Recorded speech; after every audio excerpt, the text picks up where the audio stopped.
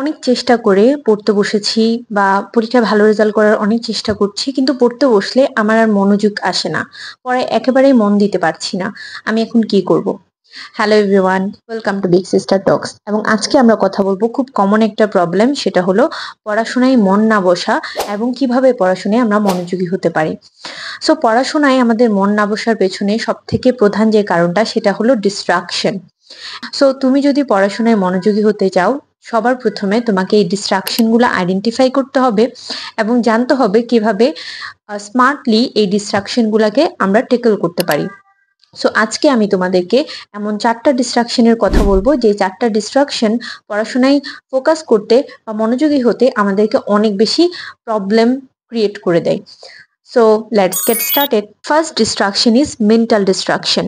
So mental distraction টা হলো যখন আমাদের মাইন্ডটা আসলে র্যান্ডম জিনিস নিয়ে চিন্তা করতে থাকে বা র্যান্ডম জায়গায় যখন ঘুরতে থাকে।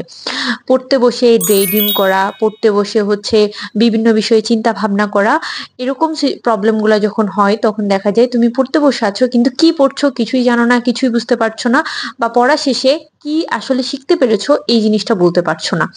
তো এই মেন্টাল ডিস্ট্রাকশন যখন হয় তখন দেখা যায় আমরা জোনড আউট হয়ে থাকি, একই জায়গায় থেকে অন্য জায়গায় নিয়ে চিন্তা ভাবনা করতে থাকি। সো মেন্টাল ডিস্ট্রাকশন যদি তোমার হয়ে থাকে তুমি কিন্তু পড়ায় মনোযোগী হতে পারবে না। সো মেন্টাল ডিস্ট্রাকশনটাকে কমানোর জন্য একটানা পড়াশোনা না করে চেষ্টা করবে পোমোডোরো টেকনিকটা ফলো করতে, মানে কিছুক্ষণ পরে একটু গ্যাপ নিয়ে আবার পড়াশোনা করতে। তো একটানা 3-4 ঘন্টা যদি তুমি পড়তে থাকো তাহলে কিন্তু যাই পড়ছো কিছু তুমি বুঝতে পারবে না। সো চেষ্টা করবে হাফ এন আওয়ার বা 40 মিনিট এরকম পড়ে 10 মিনিটের ব্রেক নিয়ে তারপর সেশনটা শুরু করতে। Second distraction is known as digital distraction, যেটা আমাদের কাছে খুবই কমন একটা বিষয়। তুমি ফোনে ইউটিউবে ভিডিওস দেখছো, এট দ্য সেম টাইম তোমার ফোনে মেসেঞ্জারে নোটিফিকেশন আসতে পারে, হোয়াটসঅ্যাপে নোটিফিকেশন আসতে পারে। তুমি পড়ার টেবিলে হয়তো বা ফোনটা রেখেছো জাস্ট টাইম দেখার জন্য, কিন্তু একবার কোনো প্রয়োজনে ফোনটা হাতে নিলেই কিন্তু ঘন্টা খানেক সময় চলে যায়। সো ডিজিটাল ডিস্ট্রাকশন আমাদের পড়াশোনায় মনোযোগী হতে অনেক বেশি প্রবলেম ক্রিয়েট করে। সো এই সমস্যাটা সমাধান করার জন্য তোমরা 3টা কাজ করতে পারো। সবার প্রথম কাজটা হলো পড়তে বসার সময় ফোনটা অন্য রুমে রেখে আসবে, পড়ার টেবিলে কোনোভাবেই ফোনটা রাখবে না। সেকেন্ড স্টেপ, ফোনে ডো নট ডিস্টার্ব মোডটা অন করে ফেলবে, তাহলে ফোনে কোনো ধরনের নোটিফিকেশন এসে তোমার অ্যাটেনশনটাকে ডাইভার্ট করবে না। এবং থার্ড স্টেপটা হলো যে অনেক ধরনের অ্যাপস পাওয়া যায় যে অ্যাপসগুলা ফোকাস করতে হেল্প করে, লাইক স্টাডি বানি, ফরেস্ট।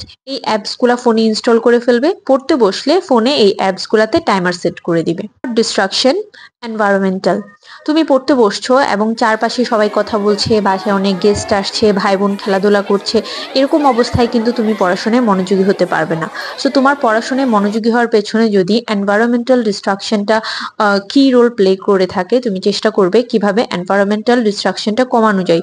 সব থেকে কম ডিস্ট্রাকশনে কোথায় তুমি পড়তে পারো, তোমাদের বাসার কোন জায়গাটাতে পড়লে কেউ তোমাকে বিরক্ত করবে না, সেই জায়গাটা চুজ করো এবং পড়াশোনার যে এনভায়রনমেন্টটা আছে সেটাকে ওয়েলকামিং করো। তোমার পড়ার টেবিলটা যদি অনেক বেশি অগোছালো থাকে তাহলে কিন্তু ওই জায়গায় বসে থাকতে তোমার ভালো লাগবে না। পড়ার টেবিলটাকে এমন ভাবে গোছাও যাতে পড়ার টেবিলে বসতেই তোমার কাছে খুব ভালো ফিল হয়। অ্যাস্থেটিক ভাবে পড়ার টেবিলটাকে হচ্ছে রিডেকোরেট করো। পড়ার টেবিল যদি খুব সুন্দর হয় সেখানে তোমার বসে থাকতে ভালো লাগবে, এবং যদি বসে থাকতে ভালো লাগে আস্তে আস্তে পড়তেও কিন্তু তোমার ভালো লাগবে। Fourth distraction, emotional distraction. আমাদের লাইফে যত ধরনের আপস এন্ড ডাউনস চলতে থাকে আমরা কিন্তু ইমোশনালি অনেক বেশি ডিস্ট্রাক্টেড থাকি। Different types of stress, anxiety এগুলো আমাদের মধ্যে কাজ করে।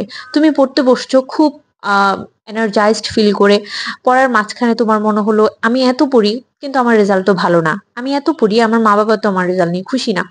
এবং এই একটা থট কিন্তু তোমাকে আর পড়ার মধ্যে মনোযোগী করতে দেয় না। সো ইমোশনাল ডিস্ট্রাকশনটা যখন আমাদের মধ্যে আসে আমরা বেশ কয়েকটা স্ট্র্যাটেজি ফলো করে এটাকে ট্যাকেল করতে পারি। First one is deep breathing technique. অনলাইনে সার্চ করে অনেক ধরনের ব্রেথিং টেকনিক পেয়ে যাবে, সেখান থেকে যে কোনো একটা ব্রেথিং টেকনিক ফলো করবে। ব্রেথিং টেকনিক ফলো করলে আসলে আমাদের যে একটা অ্যাংজাইটি আছে এটাকে খুব স্মার্টলি ট্যাকেল করা যায়। তোমার যদি ডায়েরি লেখার অভ্যাস হয়, ডায়েরিতে সুন্দর করে লিখে রাখবে কেন তোমার এমন ফিল হচ্ছে, তোমার ফিলিংসটা সেখানে হচ্ছে এক্সপ্রেস করবে। তুমি চাইলে মেডিটেশন করতে পারো, এবং মোস্ট ইম্পর্টেন্টলি তোমার রিলিজিয়াস বিলিফ অনুযায়ী তোমার অলমাইটি, তোমার গডের কাছে তুমি প্রে করবে। প্রে করলে তোমার যে ইমোশনাল যে ডিস্ট্রেস আছে সেটা কিন্তু অনেকাংশেই কমে যাবে। সো আজকে থেকে পড়ায় যদি মনোযোগী তোমরা হতে না পারো, কোনোভাবেই নিজেকে ব্লেম করবে না। চেষ্টা করবে আইডেন্টিফাই করার জন্য পড়াশোনায় মনোযোগী না হওয়ার পেছনে কোন ডিস্ট্রাকশনটা তোমার জন্য প্রবলেম ক্রিয়েট করছে, এবং সেই ডিস্ট্রাকশনটাকে সলভ করার ট্রাই করবে। দেখবে এভাবে তুমি পড়াশোনায় মনোযোগী হতে পারছো এবং ভালো রেজাল্ট করতে পারছো। সো আশা করি এই ভিডিওটা তোমাদের অনেক কাজে লাগবে, and thank you for watching big sister Tux.